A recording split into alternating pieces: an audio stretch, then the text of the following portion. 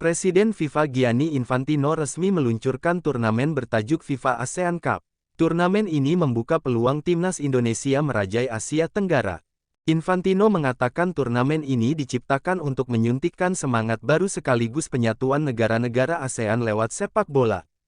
Piala ASEAN FIFA diciptakan untuk kawasan ini, yang melibatkan seluruh 11 negara anggota.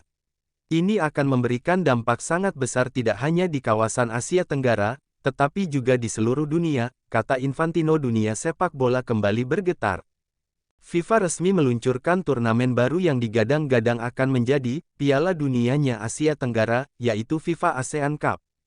Turnamen yang mempertemukan negara-negara ASEAN seperti Indonesia, Thailand, Vietnam, Malaysia, dan lainnya ini menjadi ajang pembuktian.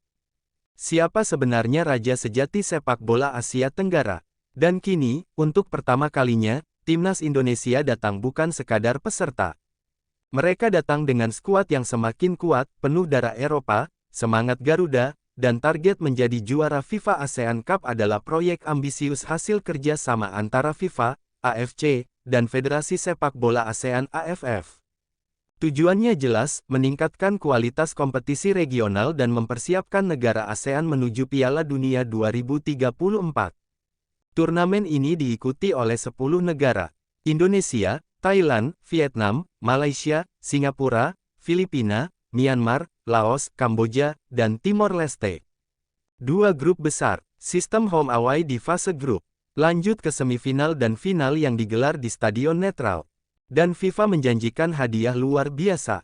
Juara berhak tampil di FIFA Continental Challenge Cup, bersaing dengan juara dari kawasan lain, di bawah kepemimpinan Erick Thohir dan dengan program naturalisasi strategis, timnas Indonesia kini tampil dengan wajah yang sangat berbeda. Nama-nama besar seperti Jay Izzes, Ragnar Oratmangun, Nathan Chuaon, Tom Haye, hingga Sandy Walsh sudah lebih dulu memperkuat Garuda. Tapi kini, 2 nama baru mencuri perhatian dunia sepak bola Asia.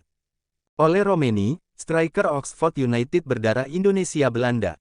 Dan Kevin Dix, bek kanan tangguh dari FC Copenhagen yang siap menambah kekuatan di lini pertahanan. Kedua pemain ini dikabarkan siap bergabung untuk turnamen FIFA ASEAN Cup, menjadikan Indonesia sebagai tim paling Eropa di ASEAN. Jay Izzes, tembok pertahanan.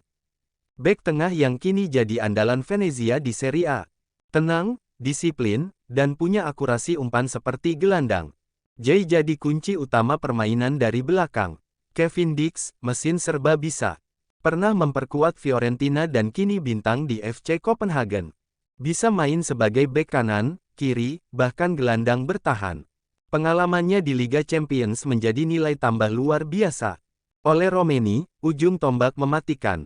Penyerang cepat, punya insting gol tinggi, dan dikenal pekerja keras. Di Oxford United, ia menjadi pemain penting dengan gaya pressing tinggi. Bersama Indonesia, ia bisa jadi duet maut dengan Marcelino atau Hoki Caraka.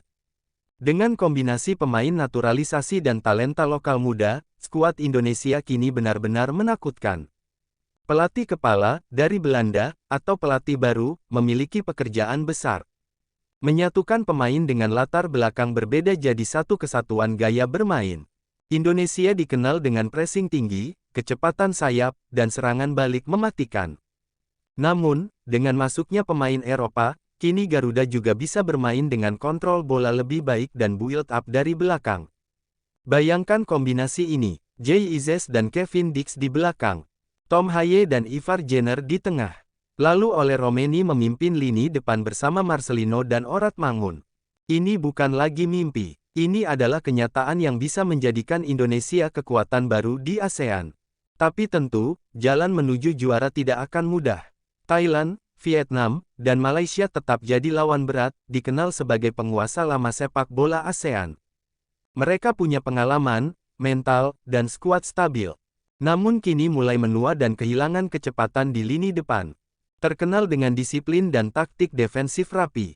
Tapi beberapa bintang mereka mulai menurun sedang berbenah besar-besaran dengan naturalisasi juga. Namun secara kualitas individu, Indonesia kini unggul dengan skuad terbaik dalam sejarah modernnya. Indonesia punya peluang emas untuk merebut mahkota ASEAN Cup edisi perdana ini. Dari era ke era, Indonesia selalu punya mimpi besar. menjadi yang terbaik di kawasan, lalu melangkah ke level dunia. Kini, dengan dukungan penuh PSSI, pemerintah, dan masyarakat, mimpi itu bukan lagi angan-angan. FIFA ASEAN Cup bisa menjadi batu loncatan menuju Piala Dunia 2034.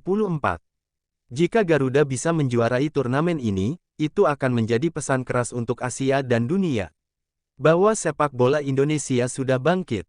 Dengan komposisi pemain top seperti Jay Izzes, Kevin Dix, Ole Romeni, Tom Haye, hingga Marcelino Ferdinand, timnas Indonesia kini punya DNA juara. Pertanyaannya tinggal satu, apakah mereka siap menjadi Raja ASEAN di FIFA ASEAN Cup pertama dalam sejarah?